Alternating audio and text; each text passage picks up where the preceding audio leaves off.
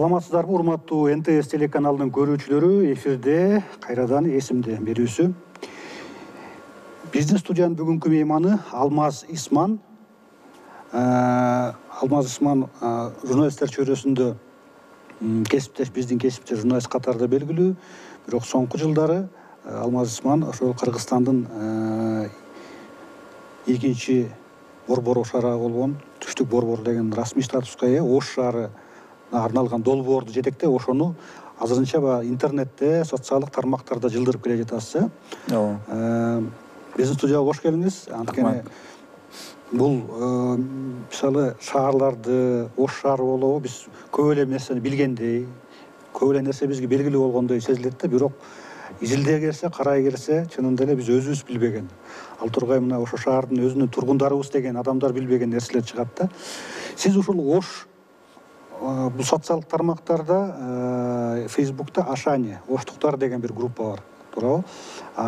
Интернетте өзүнчө сайт да ачыпсыз, Анын аты ошо кандай? Incredible Osh. Incredible Osh Check It KG деген сайт.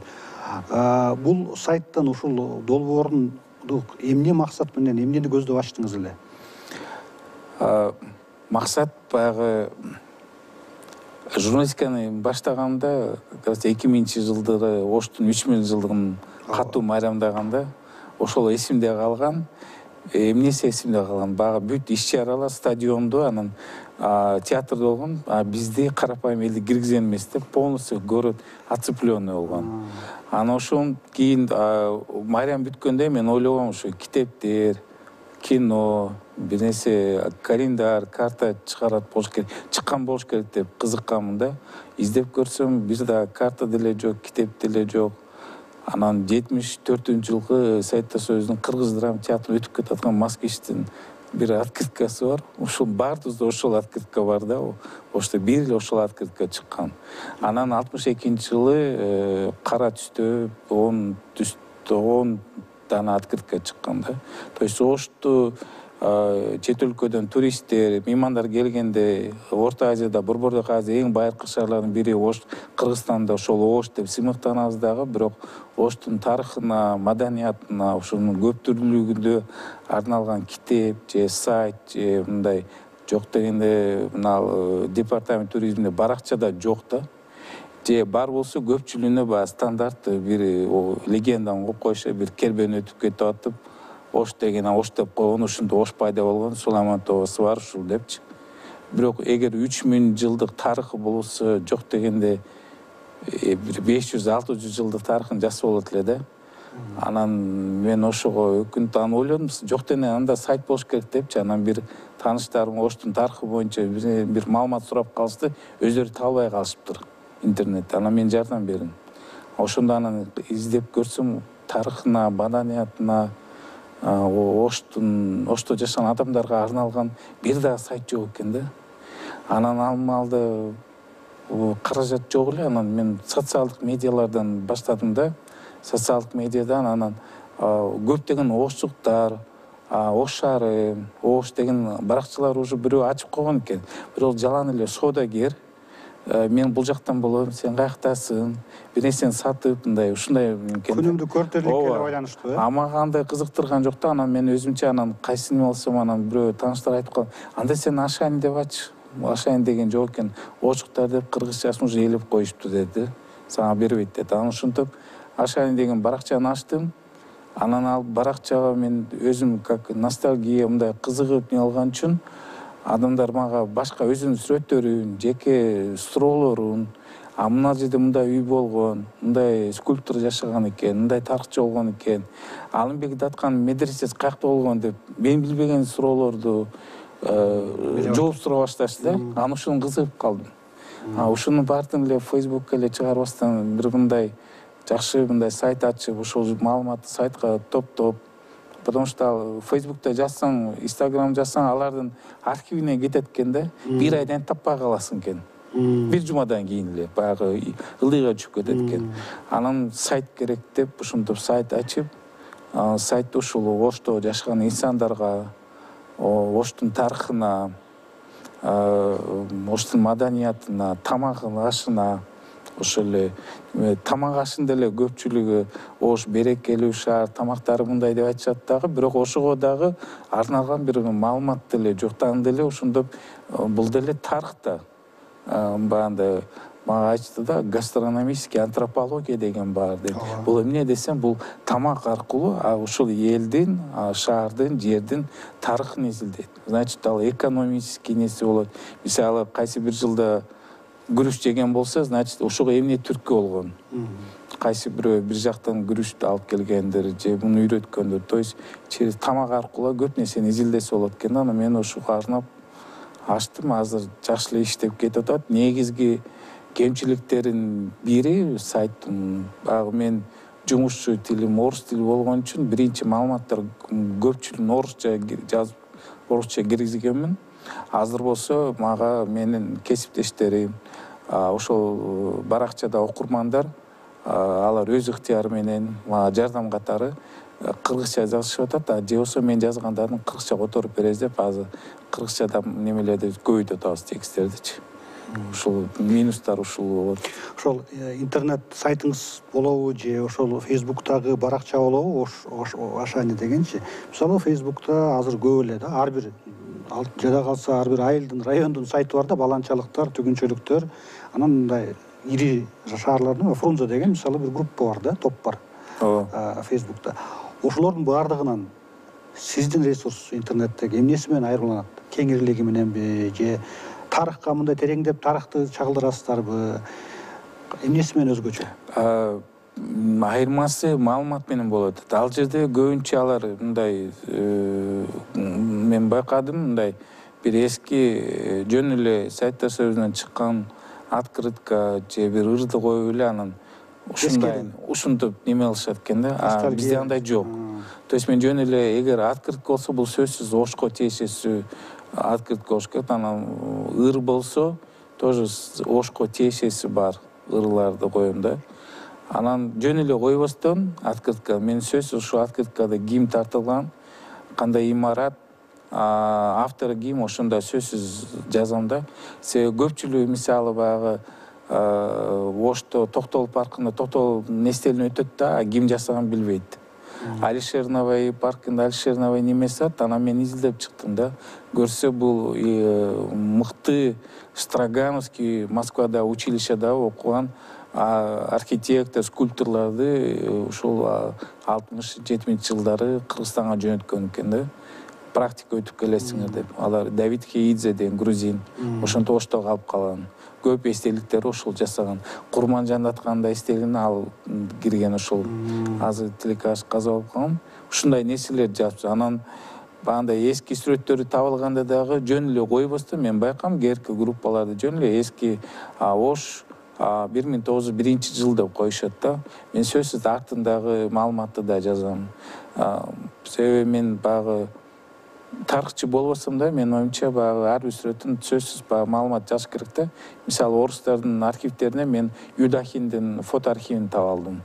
Биздин сөздүктүн түзүүчүсүн. Ал болсо жаш кезинде Ошто көп неме кыдырган экен да. Ошто көп кыдырган экен дагы, көп сүрөттөр тарткан экен. Ошол жерде көп молодой киргиз, узбекская женщина мындай деп орусча жазган экен. Ошол бүт мен артына сүрөткө жазып, анан болсо окурмандарга айтам, давайте эми викторина кылабыз. Бул азыркы Ошто кайсы жерде депчи. Чтоб кызыксын депчи. Анан алар мага ар кандай варианттарын айтышат. Мен кээде мен билем жооптучу, кээде билбей сурайм чын эле. Анан максат менде мага Оштун тарыхынан кызыккан адамдарды кызыктырыш. Анан азыркы жаңы Ошко көчүп келген, мүмкүн Ошто төрөлбөгөн студент болуп Ошко келип калганда аларга да Ошто ачып берейин деп атам да. Ошто жөн эле бул окуган жерине жатаканага чейин, базарга чейин эмес, Ошто деген эмне? Тошто биз биринчи эле Сарнакоевдун сөзүн айтабыз, Оштун тарыхы жөнүндө маалымат жок да. Алымбек Датка деп сыймыктанабыз. Алымбек Датканын медресеси Оштун кайсы жеринде болгон? кайсы жеринде ал көмүлгөнүн билишпейт да.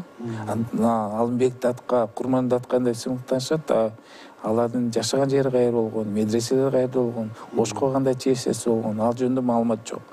Анан ошондой нерселерди мен жазып кызыктырайын деп атам да, анан Ошту дагы жаңы көчүп келгендер, башка айылдан келгендер да сүйсүн.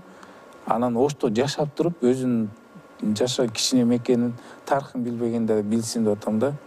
Анан буну деле жөнүнө калтырбастан мен баягы туризм сферада иштегендерге да өзүм маалыматымды таратам да, ушуну айткыла, это тоже туризмде түрлөрү болот, жөн эле тоого барбастан культурный туризм деген болот экен да. Бул деген мүмкүн ал тоого эмес, ошол шаардын тарыхына кызыгат экен. Мага мисалы 2 жыл мурун Латвиядан бир изилдөөчү жазып Ошко келип кетти. Ал көрсө ал эски Советтер Союзунун шаарларына баягы заводдордо мозаикалар болот го, панно. Ошолорду кызыгат экен. Ошко келип бүт ошондой паннолорду менин жардамымды тартып кетти да. Анан мен баягы Кыргыз драма театрында Теодор Герцен жасаган деп айтсам таң калды. Андай маалымат билген эмес экен. Мен бүт баягы локацияларды айтып бердим. Аталеп тартып жасап кетти да. То есть ар кандай. Азыр ошо жакында Америкадан туристтер келип атат. Тоже Ошко кызыгышып бизге локация кандай, кайсы жерге барсак болот, жардам бере аласыз депчи. Хотя мен это не туризм, но алар тарыхка кызыккан үчүн мен да аларга сунуштап багында жазып берип атам да, что алар дагы баягы Оштун өзүн ачсын депчи. Ошондон баягы сайтка дагы мен мындай жазып койдум да, орусча: откройте Ош для себя вместе с нами, биз менен кайрадан Ошто ачыңыз өзүңүзгөчү, мүмкүн сиз билбеген же азыраак билген. Максат ушундай болуп атат. Танытуу.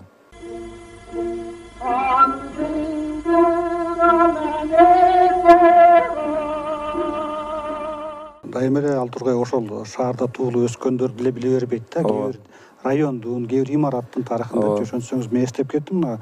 Эсимдеги биздин студияга келип кеткен Рахат Жусупалиева деген, бул Бишкектин Интергелпо, Фучик. Баягы чехтердин Интергелпо кооперативинин Бишкектин түптөлүшүнө кошкон салымы. Мындай өндүрүштүк жактан түптөлүшүнө, өнөр жай. Чындап эле мындай көпчүлүк шаардыктар, өздөрү шаардыктарбыз деп, бишкектиктербиз дегендердин көбү билбеген маалыматтарды айтты. Ошол сыяктуу эле мисалы мына Ошко барганда бул сөзсүз эле биринчи бренд бул эме Сулайман Тоо, Бабурдун ошол чокусунда Бабурдун үйү, Сулайман Тоонун капталындагы музей, эми баягы край таануучулук музей деп коет, баягы краеведческий музей. Анан балким баягы жылга пайда болуп турчу баягы гастротур деп коелу, эми баягы баланча мына быйыл бул жак бул кафе же бул чайкана популярдуу деп ошону менен эле чектелип калгандай да. Мисалы балким да Оштун өзүндө тургандыр көбүрөөк нерсени билет, бирок чынында эле мындай тааныта турган Ошту ошол Сулайман Тоо ошо менен эле чектелип калат. Анан мына жакында мына орозо малында эле баягы аты чыгып калат, баягы ифтар базар дегенчи. Өзүнчө бир чакан бир өзүнчө өзгөчөлүгү. Андан башка чынында эле баягы көрсөтүп айтып берчү жерлер Балтургай азыр жок болуп калса дагы, мисалы ошол эле баягы Алымбек датка курган мечит деп атпайсызбы, ошол тууралуу мындай башка кызыктырчу эмнелер да бар? Кызыктуу нерселер абдан көп. Мисалы Сулайман Тоонун түндүк жагында Абдулла хан экинчи доорунда курулган мечет Рабат бар. Аны көпчүлүк немелерде Рабат дегенди бир кылып жазат да. Мен байкадым бир сайтта мечет Ренат деп уже атын деле өзгөртүп коюштур да. Ал мечит бар азыр, бар. Ал 16-кылымда курулган мечит, ал шейбаниттерге тиешелүү мечит. Борбордук Фергана өрөөнүндө шейбаниттерге тиешелүү 2 эле эстелик бар. Ошто ошол мечит, анан Тажикстандагы Исфарандан бир 3 километр алыстыкта Навгилем деген айылына бир медресе бар. Өзү ошол Абдулладан Бухарадан Кош медресе деген калган. Кош медресенин көпчүлүгү билет. Бул Бухарада 2 медресе, бирөөнү өзүнө арнап курган, бирөөнү энесине арнап курган да.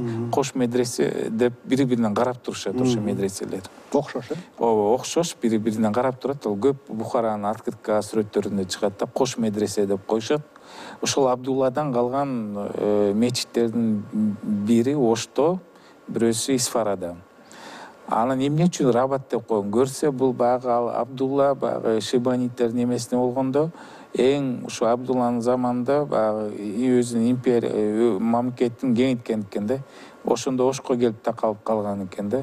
Анан бул чет болгон үчүн бул жерде мечиттер не просто мечит эмес, а мындай как погран чек ара болгон үчүн Рабат деген неме функциясы да болгон экен. Дарбаза сыяктуу. Ооба. Ошондон Оштогу мечиттерге мечет Рабат деп кошулган экен да.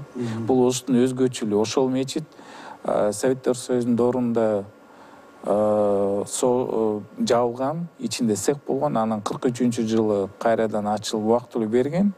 Анан 63-жылдары динне бир эле мусулман жалпы эле динге каршы компания болгондо кайра жабылып, анан орус архитекторлор сактап калышкан экен. Сактап калып, анын жанында жаңы имарат курулуп, музей ачылган. То есть кийин мисалы мындай мусулман Фергана өрөөндө ислам дининин тарыхына кызыккандарга Ошто өзүнүн өзгөчө неме жайлары бар да. Ошол эле мечет Рабат Абдулла хана бар. Наваи көчөсүндө Юсуп Байхожун мечити бар. Юсуп Байхожун мечитинин өзгөчөлүгү анын патологиосу баягындай илгерки жыгачтардан коюп туруп, анан гүлдөр менен коздолгон. Биз азыркы неме менен мечиттер ойлойбуз, мындай толук аппак болуш керек да, дубалды эле, үстү деле баары аскетичный. Ал болсо дуба, роза, неме гүлдөр. Көрсө бул так называемый ферганская школа деп койт экен да. Ошол эле калган. Бул деле ушул Оштун мындай немеси өзгөчөлүгү. Анан адан тышкары болсо Алымбек Датканын жерлери деп уюштурсак болот. Аны көп нерселер азыр немеден Ала мейманканасынан баштап базарга чейин өзүнчө бир комплекс болгон экен. Ал жерде 5-6 медресе, мечит ошо Алымбек Даткачы. Анан Советтер Союзуна жок кылышып. Ошол качан, кайсы учурда ошол мечиттер ошол жок кылынган? Кайсы? 63-жылга чейин жок болгон экен. 63-жылы калгандар бар экен да. Диний неме болгон экен. Мен 61-59-жылкы сүрөттөрдү таптым. Ошол жерде Бабыр үйү, такыры башкача Алымбек Даткан медресенин ак мечит, көп немелер таптым. Ошто мечиттер көп болгон экен. Кээ бирде элдин арасына город шейхов, квартал шейхов деп ушинтип айтып жүрүшкөн экен да. Ар бири мына Кокон ханын иштеген андай азыркы тилде айтканда министр военачальниктер сөзсүз Ошто ушундай медресе, мечит курган аракет жасашкан экен да. Анан Ошто болсо баягы Орус империясынын немесине киргенден кийин өзгөчө русский город деген пайда болгон. Ал болсо азыркы мына Кыргыз драма театрынын тегерегинде Чеп, орустардын чиркөөсү, ал жерде өзүнчө тарыхы бар. Мисалы, орус ошол биринчи уездный начальник Ионов Питерден болгон үчүн дом отдых Ош деген болгон да, эс алуучу жер. Ошол жерде ал Питерден болгон үчүн өзүнүн Питерде Россияда өскөн дарактардан тигип үйлөрдү ошо жасаткан экен. Кадимки Ионов, Ооба, Ионов фамилиясы. Уездный начальник болгон биринчи. Анан ал Питерден болгон үчүн ошол жерде өзүм Питерде сезотам, Тихий Санкт-Петербург деп койгон да. Кийин ал уже Советтер Союзу болгондон анын баягы загородный үйү болсо эс алуучу үй болуп калды, Ош деген. Немеси болсо чоң баягы ашканасы ремонттошуп, Тихий Санкт-Петербургтун ресторан ачышкан да. Буну өзгөчө бир мындай немеси бар кылса болот да. Гастротур деле тамак ашы боюнча неме болсо болот. Ал деле абдан кызыктуу. Мисалы, Фергана өрөөнү боюнча мындай тамашалуу аты бар ба? Биз Ошто аны чычкан манты деп коебуз, кичинекей манты деп коебуз. 2 тыйындык манты деп коебуз. Себеби Советтер Союзуна бир данасы 2 тыйын эле. 1 рубльге 15 дана берет эле, аны деле содалашып эжекелемесиз. Майда манты деп калабыз биз да. Ооба, азыр майда манты деп коебуз. Анда биз 2 тыйын манты дейт элек. Чычкан манты деп койт элек. Ошол Оштон чыккан өзгөчө манты. Оштон чыккан азыр ушул Фергана өрөөндө Ошто эле калды. Андижан, Жалал-Абадтарда жок болуп кетти. Бул өзүнчө эле уже бренд болуп калды да. Даже Америкадан, Европадан келгендер алып билет экен, себеби китептеринде жазылуу экен да, ушундай манты бар, издешет да. Биз аларды базарда саткан үчүн көпчүлүк уялабыз да. Баалабайбыз. кафеге басчы депчи, Ардан алса. баягындай чарага, бир мындай газетке, бир кагазга коюп берсе, койчу буну кантип уят дейм, бул конок болсо деп, жок ошол жерге барабыз деп неме алышат да. Көрсө алар уже видео сүрөттөрүн көргөн экен башка бирөөлөрдөнчү. Ошол чет элдик туристтер, ошол баягы биз баягы у комплекс деп мындай неметебиз го, баягы батыштан келгендер, алар тескерисинче стрит фуд деп көчө тамагы үчүн атайын турларга келип катышканда. Көчөдөн тамак жейбиз деген туристтер бар экен. Аларга кафе кызык эмес. Аларга биздин баягы жаркыраган ресторандар кызык эмес. Эми ошону түшүнүш керек. Ушундай баягы кафелерге биринчи барганда баягында биз жетелеп эле аларга айтпай кафеге барып, не болсо менюн берсек эле эчтекени тандабай, акырын анан шекерап, анан көк чай бергиле ал дейт да, анан тамак аш десек да, тамак турат да, мясо по-шотландски, французский салат, мындай неме депчи, анан бул эмне десе, майонез неме десек, не хочу дейт да. Силердин тамак кызыгат. Ооба да, анан биз анан шакырып дейм, ал жерде помидор менен пияз эле, буну эмнесин жейт десе, бул натуральный дейт. Ошон үчүн кызыгып атам дейт да. Анысы кийин баягы жашы таанышып калганын айтса, анан ушундай экен деп, анан өзүбүздүн эмебизге кайра неме кыла баштайсыз. Өзүбүз барктабайбыз да. Ооба. Алар келсе сөзсүз эле баягы кымбат немеге кафеге алып барып, ал жерде жалган тамактар ушун француз, немис, бир нерсе салаттардын аттары эле шундуктай баягындай эмне ичинде эмне бар экенин деле билбейсиң да. Анан көрсө ушунун экен. Анан сайтта мисалы биз гастротур дегенде Ошто кайсы чайхана, кайсы неме популярдуу жакшы тамак жасайт, ашты, самсаны дегенде мен сөзсүз окурмандардан сурайм. Ар 3 айда сурайм. Бүгүн азыр Ошто кайсы чайхана, себеби алар барышат да. Анан алар немеси боюнча анан 5 мыкты чайхана түзүп, ушу конокторго, өздөрүбүзгө, даже Ошто жашап билбегендерге, может мүмкүн чайхана жабылып калгандар, ушунун рейтингин неме болуп турабыз да, бекер жөн эле реклама албай эле, как сунуш катары. Себеби көпчүлүгү мага жазып калат, биз эртең ушу бир жумадан балдарыбыз менен Ошко барат элек, биринчи жолу мен барганмын, балдарым биринчи жолу кандай ашкана, эмнени сунуштайсыз деп жазып калышат да. Ошондо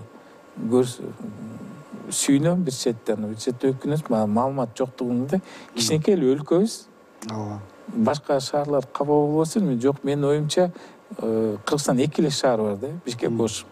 Калгандары мындай еще шаар болуп элек да. Толук кандуу шаар болуп калыптанбай жатат. Ооба, 2 эле шаар бар. Анан ошол 2 шаарда да маалыматыбыз жок. Бишкек жөнүндө маалымат жок, Ош жөнүндө маалымат жок да. Стандарт мындай Бишкек Батыр, Бишбек деп ушундай Бишкек жөнүндө 1-2 сөз бар. Ош жөнүндө ошен кербен өтүп кетип атып, Ош деп койгонден болду. Башка маалымат жок. Же кыргызчасы жок, же орусчасы жок да. Ушуга байланыштуу суроо да, мына негизи эле бизде баягы Кыргызстандын бренди жок. Кыргызстандын бренди өзүнө брендин аныктап алыш керек да, ошо бренд аркылуу таанылыш керек дейт. Мына Ошто да жакында ошол брендинг кылуу аракети болду. Ал брендинг боюнча, ал бренд боюнча ар кандай пикир бар, ага тереңдеп эле коелу. Жеке сиздин пикириңизде ушул маселени изилдеген мындай эч кандай мындай сиздин жүрөгүңүз менен күйүп жатасыз, бирок эч кандай кызыкчылыгыңыз жок адам катары да. Сиздин оюңузча бренд кандай болуш керек? Так айтып албасаңыз да, кандай болуш керек Оштун бренди? Мына акыркы мына брендти бизге мындай өзгөчө, мындай эксклюзивный деп айтышты, бирок бул төөлөр, бул Советтер Союзунан келип келген бренд да, мындай искусственный бренд. Бул стереотиптүү. Ошко эч мындай тиешеси жок да. Жөн эле баягы Улуу Жибек жолу, Кербен дегенде эле дароо эле баягы 3 же 5 төө эле бар элестетип эле дароо ушуну тартат да. Айырмасы Ош 1000-жылдыгында 15 төө болгон. Кийин 5 болуп калган. Ушинтип эле азайып эле келет. Мен атайын ушул бренд чыкканда бүт ошол брендтерди издеп көрдүм архивден. Качан ушул Ош төө пайда болгон экен депчи. Ошол 80-жылдары только айырмасы ушул неме санда болот экен да. Кээ бирде 3, кээ бирде 2, кээ бирде 1. Бирок Оштуктардан Ош деген эмнени элестетесиңер деп биринчи сурасаң, менимче бирөө дагы төө деп айтпайт да. Бул бирөө Суламан тоо деп коюш деш мүмкүн. Ак Буура дарыясы, базар, баягы усталарды айтыш мүмкүн, базардагы темир усталарды. медресе мечитти ачыш мүмкүн, но көп эмес да. Анан оштун немеси бир немеге камтыган нерсе жок экен да, символ. Ош мындай көп түрлүү экен, мындай. Бир нерсе менен сүрөттөө мүмкүн эмеспи? Жок. Это вот он мындай многообразный экен да, мындай. Көп катмарлуу, аябай көп. Термеге окшогон мындай оймо чиме ошонун түрдүү түстөр. Биздин аялдар баягы из маленьких кусочков ткани. Курак окшош да, бир түстө басымдуулук кылбайт да. Эгер бирөөсүн алып койсоң, уже однотипный болуп, уже не болуп калат да. Ошо курактай да, кызыл, башка мисалы европалыктар айтсаң, что за эмне стиль дейт да, бул что-то разный мындай сары, кызыл, көктү кошуп таштайт. Бирок баары бир жолун алыстан бир карасаң, как смотрит, как единый стиль. И все гармонично. Уже концепциясы сиздин оюңузча ошо курак сымал болуш керек. Да, бул концепция. Ал жерде ошол базар, куракта базардын элементтерин киргизсе болот.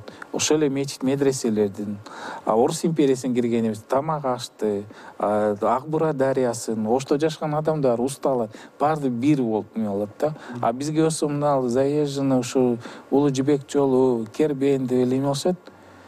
Но бул Ош деген бул мындай Кербен сарай болгон эмес да, бул илгертен бери чоң шаар болгон. Эми 3000 жыл деп коебуз, менимче эми 3000 жыл тарыхчылар Ош поселениясын деп айтышат да. Эми Ош шаарына мүмкүн 1000, 1500 жыл болушу мүмкүн да. Ошондой эле это 1000 жыл деле солидный возраст Ош шаарына, тем более тарыхта баары жазылып келген. Анан бул жөнөкөй эле кичинекей шаар болгон эмес да, бир эле Кербен сарай, башка эчтекеси жок. Мисалы, мен жеке таасиримде Ошко биринчи жолу барганымда чын деле баягы бул жакта туруп, телевизордон көргөн, окуган, көргөн сүрөттөрүмөн айырмалап башкача болуп чыкты да, мен күткөндөй эмес болуп чыкты. Мен көңүлүм калды дебейм, таң калыштуу болду. Анткени ушунчалык сиз айткандай курактай, ар түрдүү, ар түстүү, бүт ар кыл маданият аралашкан шаар болуп чыкты да. Ошол менен бирге, мисалы, анда боюн калыш керек, мына сиз айткандай чакан кичинекей мамлекет болсок дагы, мына Коктун ар жагындагы, мисалы, шаар болобу, өрөөн болобу, биздин өзүбүздүн арабызда стереотиптер көп да. Мисалы, өзгөчө баягы Кыргызстан баягы саясаттан баштап күнөмдүк турмуш тиричиликке чейинки тараган стереотиптерибиз бар. Кыргызстанда, кыргыздар арасында. Аны билебиз, боюнда. Сиздин долбоор ошол стереотиптерди жоюуга кандай бир салым кошулат дейсиз, же кошуп жатабы? Биринчи менин сайтымда бизде улут эмне жөнүндө жазбасак, ошол адамдардын улутун жазбайбыз. Я не хочу баягындай, бизде көпчүлүк интернационализм, Ош интернациональный шаар дегенде сөзсүз мындай, мисалы, Махамаджан ата Үтүр, Өзбек, там Иван Сергеевич Үтүр, Орус, там Ломоносов мектебинде иштейт депчи, и хотят подчеркнуть. Мен анын улутун жазбайм да, а фамилиясынан көрсөт, пусть догадывается, бул өзбекпи, кыргызбы, оруспу депчи. Се именно көп түрлүүлүгүн не как особенность, баягындай силер оруссуңар, силер өзбексиңер, силер кыргызсыңар, силер оштонсуңар дегенде, я не хочу на этом акцентировать, биринчи как инсан катары да. Анан ошого аракет жасаттым, мен да окурмандарыма ыраазычылыгымды айтам. Алар да ошону колдошот да, бир-эки жолу мени сындап неме алышты. Эмне эле орусча жазасыз, мен кыргызча билбейсиз депчи. Анан мен баягы кантип деликатно жооп бергиче өзүм эле ушул баракчамдагы постоянный окурмандарым, алар биз өзбекчени да, орусчаны, кыргызчаны баарын билебиз. Кайсы тилде ыңгайлуу болсо жооп беребиз деп не алышты да, потому что для меня действительно не стоит ол вопрос. А мына стереотиптердин дагы, мен оюмча, стереотиптерди экиге бөлүшүбүз керек. Есть стереотип действительно касык тилге алып келгендер. Аларды жоюшубуз керек, аларды мен даже укпайм да, сразу неме кылам да. А мындай культурный стереотип, который түшүнбөсүктөн, маалымат жоктугунан эмсе, мен наоборот аны ал жөнүндө көбүрөөк маалымат жазып, кеңейтип, наоборот билсин деп атам да. Ошол эле мисалы Ошто кызыл кара чай деп, памил чай деп коюшат да. Бул деди диалекттеши мүмкүн, стереотиптеши мүмкүн. А мен аны таржымал эмне үчүн антип айта алат деп айтып берем да. Менин оюмча кыргызда бизде көп түрдүүлүк бул биздин байлык болуш керек да. А биз кыргыздар дайыма ушундай идеальный нерсени издейбиз. Идеалдуу ушундай таптаза болуш керек.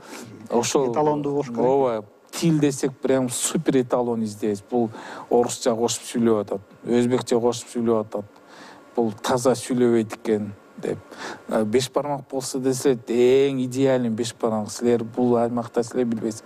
А ошол эле беш бармакмы жөнөкөй эле тамак да. Жөн эле кайнатма этти кайнатабыз да, анан камыр салат. Бирок ошол эле беш бармакты дагы нарында кандай такыр башкача. Таласта кандай неме болсо, чүйдө. Ошто болсо гүл чая кошушат. Жөнөкөй эле тамактан кыргыз эли уже ошодон деле 4 рецепт кылып коет. А ошол биздин тамак аш мындай немесин түрлүгүндай немесин көптүүлүгүн көрсөтсө болбойбу? Сөзсүз идеальный издейбиз да. И наоборот минус кылабыз да, неме кылбайбыз. А буну наоборот менин оюмча тамак аш биз өзүбүзгө дагы тамак ашта привили кыргыздар мындай стереотип. Өткөндө интернетте да окудум, биздин наныбыз деле ун, сүт, нан, туз, ун, туз, сүт, суу. Ушул 3 эле нерседен турган нан кылабыз. Биз ушундай жөнөкөй элбиз, мындай специя жеген эмес. Ошого чейин идеалдаштырып салышты. Чрезмерно, да. Но я не верю, андайгачы, андай болгон эмес. Потому что Алтайда жашаган кыргыздар, Тянь-Шанда жашаган кантип ушундай Кытайдан, Индиядан сода жолдору өтүп атканда не может быть, что таасир болот да. Ошо да. Кантип таасири болбойт, мен ишенбейм ага. Ошондуктан менин оюмча биз көп түрлүк жөнүндө диалекттерди изилдешибиз керек, ырларды. Азыр мисалы Кыргызстандан көчүп келген Памирди кыргыздар канча таза сүйлөгүлө деп биз аларды кыйнайбыз да. Но это же богатство, алар обособленный Памирде жашаган, значит, аларда өзгөчө нерсе сакталган. Балким алардын тили тазараактыр. Ошо да. Аны изилдеп неме кылчу, биз аларды таза сүйлөгүлө деп, алар бечаралар кыйналышып, аттарын өзгөртүп алды. Туура эмес да. Биз наоборот ошону алардын Оштон болобу, Таластан болобу, Нарындан болобу тилдерди азыр мисалы Манас институту ачылды деп болду, мен сүйүндүм. Потому что надо уже реально, Манас уже академический. Манас эпосу аркылуу кыргыздын үрп адаттары, тамак ашын, адамдар менен болгон мамиле ар бир өзүнүн бир багытын алып туруп изилдеш керек да. А бизде жөн эле үзүндүн эле Манас эпосунун үзүндүнү ушун жаттасаң эле ушу Манас бизге сиңип калган. Андай эмес.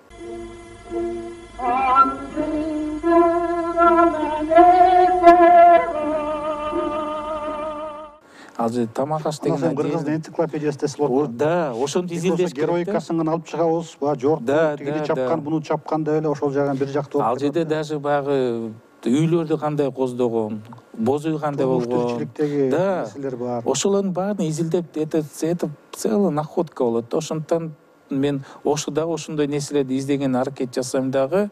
Анан баягы биз өзүбүздү көчмөн дейбиз. Анан көчмөн дегенде биз кыргыздарды өзүбүздү слишком буквально түшүнүп алабыз экен да. Как будто мындай бир ай нарында, анан нарында жадаган сразу эле көлгө, анан көлдөн жасап ош кошунтуп эле. Андай эмес да. Ал мен айтам, андай эмес да. Көчмө деген кыргызда жайлоо, кыштоо болгон. Не так, что бүгүн батыштан жадагасы эле туруп эле чыгышка кетип калгыда. Андай болгон эмес да. Анан кыргыздар да шаарда жашаган дейм. Бирок ооба, биз азыркыдай шаарда жашаган эмеспиз. Баягы бирок шаарда да кыргыздардын үйлөрү, немелери болгон экен. Мисалы Ошто мен таптым тарыхында, бирок кыргыздар чын эле кээ бир бай манаптары, бийлери Оштун азыркы Ош турган жерде жашабастан Оштун четинде дөңдөрдө, Мады тараптарда Төлөкөндө турган экен да. Себеби ал жакта өтө эле ысык, мындай мал кармагандан кийин ыңгайсыз. Бирок шаар байлар үйлөрү болгон экен да, чтоб Ошто сода, базарда сода кылып, алмаштырып не болчу. Ошол себептен менин оюмча да Ташкентте Алай базары бар да. Ооба. Ошол эмне, это значит карым-катнаш болгон да. Анан ушул көп түрлүк мындай стереотиптерди да бөлүш керек. Жакшы стереотип болсо аны түшүндүрүш керек. Аны көрсөтүш керек. Ташкенттеги Алай базарынын ошонун этимологиялык пайда болушунун да эч жерден таба алган жокмун да. Мисалы географиялык мааниде алсак, бул өзүнчө көп жүздөгөн жылдар тарыхы бар. Бул маданий өзүнчө мейкиндик да. ооба Мына сиз айтып атпайсызбы, баягы шейбаниттер деп, караханиттер деп алсак дагы, чынында эле бир убакта мына Кокон хандыгы. Кокон хандыгын биз абдан мындай жектеп, мындай кас мындай бизге жат нерсе катары кабылдабыз. Бирок ал жакта кыргыздар чоң кызматтарды эле башка ролдорду ойноп турганын дагы унутпашыбыз керек да. Ал кыргызга да таандык хандык болгон да. ооба Кыргыздарды жалаңгы эскен эмес. аялдардын бүт эле таластан болгон, хандар болсо ак судан болгон. Ошол сымал эле чынында эле баягы бир абдан чырмалышкан мейкиндик болгон да. Мисалы ошол башка ошо Фергана өрөөндөгү башка шаарлардын, Самарканд болобу, Бухар Коконд болобу, Анжиян болобу, Фергананын өзү болобу, ошолордун тажрыйбасын изилдеп көрдүңүзбү? Ошол таанытуу, брендин, өзүнүн мындай эң тамгасын, белгисин табуудагычы, алардан эмнени үйрөнсө болот экен мисалы. Анткени бул баягы Фергана өрөөндөгү мындай маданият окшоштук бар да. Фергана өрөөндөгү шаарлардын арасында Оштун тарыхы, мындай Оштун маданияты өзүнүн аурасы боюнча Фергана шаарга окшоп кетет. Фергана шаары дагы ал жерде микс да. Өзбек маданияты менен орус маданияты бир неме болуп калган. Ош да ошого окшоп кетет. Андижан мисалы такыр ал Ош менен Фергана дайыма окшотуп турушкан. Андижанды өзүнүн немеси бар. Андижан азыр өзүнүн көбүнчө биз Бабурдун мекени, кичине мекени биз болобуз деп неме болот да. Бирок ошол эле замандосу атасы каза болгон, өлгөндөн кийин Бабур Ошто жашаган 13-14 жашындачы. Анан уже баягы бою жеткенде Кабулга кетип, анан Индияда баягы Могол империясын түзгөн. Ошондо эле биз унутуп атабыз. Ошондон эле неме кылса болот да, брендирование кылса болот Оштунчу. Анан ушунча кайсы шаарда жашабасаң, Бабур именно китебинде Кабул шаары менен Ош шаары жөнүндө жазган да, эстеп. Ошол бир эле абзац жазып койгон Ош жөнүндө. Зато ушул абзацта да бир тарыхый маалымат да бар да. Менимче ушуну бренд кылсат. Андижан, Фергана, Наманганы мен байкадым, алар көбүнчө Фергана өрөөнүн ортосунда болгон үчүн алардыкы жалпы бренд как Фергана өрөөнүндө болуп калат экен да. Анан ошолордун 3 шаардын көлөкөсүнө Кокон калып калат. Ошо мага таң калыштуу болот да. Өзбекстандын немесин карагандачы, кара 3 шаардын ортосун, үчөөсүн салыштырганда Кокондун тарыхы чоң кайра. Ал эми саясий борбор болгон экен да. Да, мына Өзбекстанда туризм ушул Фергана өрөөнүндө брендирование болгондо Коконду эч айтышпайт да. Бирок Наманган, Андижан, Фергана деп 3 бурчтук кылып айтышат. Даже Наманган даже 2-нчи орунда экен азыр Өзбекстанда калктын жыштыгы боюнча. Мага таң калдым. Ушундай бир долбоор барбы? Балким сунуштар болуп жаткандыр. Мисалы айтып атпайбы, ошо Фергана өрөөнү географиялык, байыркы маданий бир өзүнчө бир мейкиндик депчи, саясий жагын айтпай эле коеюн, азыркы учурга карата. Мисалы Өзбекстанда туризм абдан күчтүү өнүккөн. Илгертен эле баягы туристтик брендтер бар, Самарканд, Бухара, алардын дагы 2000 жылдык тарыхы бар. Ошолордун мындай бирдиктүү, мисалы анын ичине Ошту, Өзгөндү кошуп бир бирдиктүү баягы орустардын Золотое кольцо дегени бар. Да. Ошол сымал бир мындай бирдиктүү бир маршрут түзсө болбойбу? Сунуштар болгонбу, аракеттер болгонбу ушул багытта? Ошол алкакка Ошту дагы, Өзгөндү дагы кошуп кетсе мисалы. Бакыт Аманбаева деген эжебиз бар.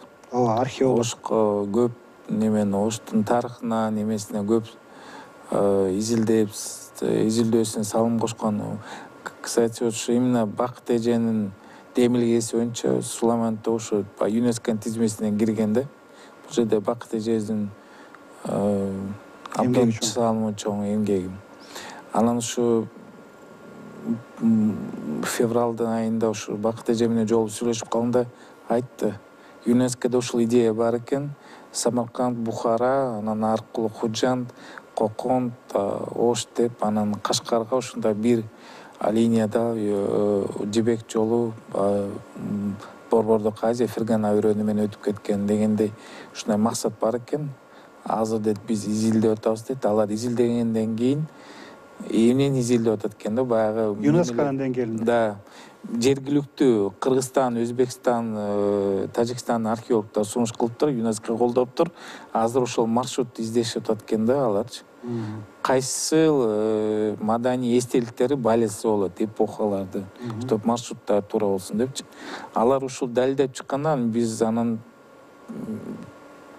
туристический сиз айткандай Орусиядай алтын Золотое кольцо дегенде кылса болот да. Бул жакшы идея. Себеби действительно общий немелери Ош менен Кокон менен мамилеси неме бар. Фергана менен, Маргелан менен немеси бар. Маргелан деле чоң шаар эле, азыр кичине шаар болуп калды. Тарыхтан мурун чоң шаарлардын бири эле да. Анда Наманган менен Наманган аты деле жок эле, Маргелан. Маргелан, Маманган, Фергана кыргыздын фольклорунда деле сакталып калган ал атыштар. Маргелан деп мисалы барпын ырларында айтылып ырдалып жүрөт. Ошол эле учурда мына Кыргызстан аймагында Караханилердин изи калган да. Карахани хан империясынан да мына өзгөндөгү мунара, өзгөндөгү ошол жанагы имараттар, Таластагы Манастын күмбөзү да Карахани дооруна тиешелүү. Чүйдөгү Бурана мурасынан Казакстанда, жаңы болсом Түркистанда дагы ошо Караханилердин изи калган да. Бул чоң империя болгон. Ошол жагынан дагы мындай байланыштырып мындай маршруттар, мисалы жеке балким жеке тур фирмалар уюштуруп жатабы, же каралган жокпу бул варианттагы? Караханида это эң багы ушу Оштун жалпы эле менин оюмча Ошто эле эмес, Кыргызстан тарыхындагы мындай Кыргызстанда эле 3 жер бар. Изилдебеген нерсе да. Биз эң изилдемен биз билбеген нерсе. Мына Бишкекте баягы түрктөр мечит куруп, Караханиден бирөөнүн Сатукхандын атын коюуну биз деле билбейт элек да. Бир баягы көпчүлүгү Сатукхан десе бул Түркияда түрктөрдүн ханы окшойт дейт да. Анан көрсө өзү эле бул жактан чыккан неме экен. Аны билбейт. Бул деле абдан көп мындай нерсени тапса болот да. Кызыктуу. Мисалы өзгөндөгү баягы 3 мавзолейлер 3-өө ар түрдүү. Ал жерде эле уже канча неме. Тарыхчылардын айтымы боюнча ал жерде мумиялар да көп чыккан. Көпчүлүгүн Санкт-Петербургга Институт востоковедения алып кеткен экен, Советтер Союзунун доорундачы. Ошолорду изилдесе жакшы болот эле. Былтыр мына Аида Касымовдун эмилгеси менен өзгөндө Имам Сараксинин немесин майрамдаштыр, ушул өзгөнүн немесин көтөрүшүн. То есть изилдемеген нерселер көп да. Менин оюмча Караханит эң ушу Кыргызстандын, Оштун тарыхында изилденбеген нерсе да. Атынан башка илимий дагы эч кандай жок да. Билбейт мына өзгөнгө барып ушул Караханиттер немесин билишпейт бул. Анан Караханиттер түрк элдеринин арасында биринчи өкмөт түзүп, өлкө түзүп, анан ислам динин мамлекеттигин кылышкан, когда еще Оғуздар бытыран болуп неме болуп, уруу болуп жүргөндө. Эртүргүл Чыгелекте мисалы. Селжуктарга чейин. Селжуктарга чейин, Эртүргүл Османга чейин деп айтса болот да, бул деле өзүнчө бренд. Анан бул деген ушул Караханиттер, башка немелер начинают мындай нам помогает опровергать, что Кыргызстанда, азыркы Кыргызстандын территориясы эч кандай шаарлар болгон эмес, эч кандай маданият болгон эмес, бүт эле талат, тоо, көчмөн болгонсуңар деген теорияны опровергает. Көрсө анан бир эле Ошто эмес, биз ойлойбуз, анан Кыргызстан Ошто болушу мүмкүн. Алар баягы отукташкан элдер менен кызым карама-каршы болуп, мындай мамилеси болгон үчүн шаарлар ошол жакта болгон. Азыр көрсө Кочкордо чыгып атат. Ат башыда чыгып атат шаарлар. Көлдө чыгып атат, Таласта чыгып атат. Таласта Атласская битва деген кандай чоң мааниде неме да. Ал баягы цивилизациялардын кагылышы. Да, сплошной эле стереотипинен жашайбыз да. Бизде тарых жок. Бизде болгон эмес, көчмөн. Жок, Ошто бир болушу мүмкүн депбиз да. Баягы эски тарыхый мектептин, эски историографиянын калган нерсе да комплекстер калган баягы. Мына ошол бай мурасыбыз бар экен, байыркы тарыхыбыз бар, ошону алып чыга албай атабыз. Ошол эле учурда мына азыр аттарын атап эле коеюн, бир эки өлкө согушуп жатат. Алар өздөрүнүн баягы байыркы тарыхын талашып, биз ошол байыркы мамлекеттин мураскери бизбиз деп талашып согушуп жатабыз деп билген баягы тарыхый немеде айткан, мына Киев русунун машина айтып койдук, Киев русунун мурасын талашып согушуп жатабыз деген айтып жатышат да, чынында аны түпкү себеби депчи. А бизде даяр нерсе турат, мына караса караханилер бар, бай маданият бар, ушундай пласттар, ушундай катмарлар турат, аны изилдеп гана туруш керек да, ага изилдегенге жылдар кетет да. Анан туура айтасыз. Анан мен баягы тарыхчыларга, изилдөөчүлөргө да айтам да, баягы изилдегендер көп эле экен, аз эмес. Бирок баягы изилдеген жазган нерсеси ушу орусча айтмак столдо эле калат экен да. Чыгаргыла дедим, мага бергиле. Мен ичиндеги популярдаштырыш керек. Ооба, ичиндеги кызыктуу нерселердин 5-6 мындай макала, лонгрид кылып, видео тартып, неме чыгарабыз. Потому что силер жасап койдуңар, силер тарыхчысыңар, далилдеп бердиңер. Мага бергиле, мен аны көркөмдөп, ичинен алып, чүңөдөр берип атат да. Көпчүлүгү рукописин бул жакта деп анан калып атат да. Ушул сайттын негизги максаттарынын бири ушул тарыхый изилдөөлөрдү популяризация, чтобы тарых бизде популяр. Эмне үчүн биз YouTube'да башка чет элдин кыска видеолорун көрөбүз да. Кытайдын, Американын, ошондой эле кыргыздар да кылса болот да. Жалпы эле биз. А биз все время аны самоедство менен занимаемся, да. Алмаз Тилекке каршы биздин убактыбыз аягына чыгып калды. Балким бул долбооруңуз ушу менен эле токтоп калбайт да, туурабы? Толукталат. Дагы кызыктуу материалдар, кызыктуу маалыматтар болсо, мен ишенем ушул студияга келип дагы айтып берерсиз, Кудай буюрса. Сизге ишиңизге, ошол баштап койгон долбооруңузга, жүргүзүп жаткан долбооруңузга ийгиликтерди каалайм. Сиздин баягы пикирлешиңиз, тарапташтарыңызга көбөй берсин. Ошол долбоорго кызыккан, сиз өзүңүз ошол долбоорду өркүндөтүп, өрчүтүп, чынында эле баягы жөн гана баягы мына биз деле сүйлөшүп жатып, Ош шаарынан баштап мына бүт өлкөнүн аймактын масштабына чыктык. Чынында эле бул казып отурса абдан терең, абдан чырмалышкан, байланышкан нерсе. Сизге ийгилик каалайм, сизге чоң рахмат. Урматтуу НТС телеканалынын көрүүчүлөрү, эфирде эсимде берүүсүнүн кезектеги чыгарылышы болду. Кийинки берүүлөрдөн көрүшкөнчө бар болуңуздар.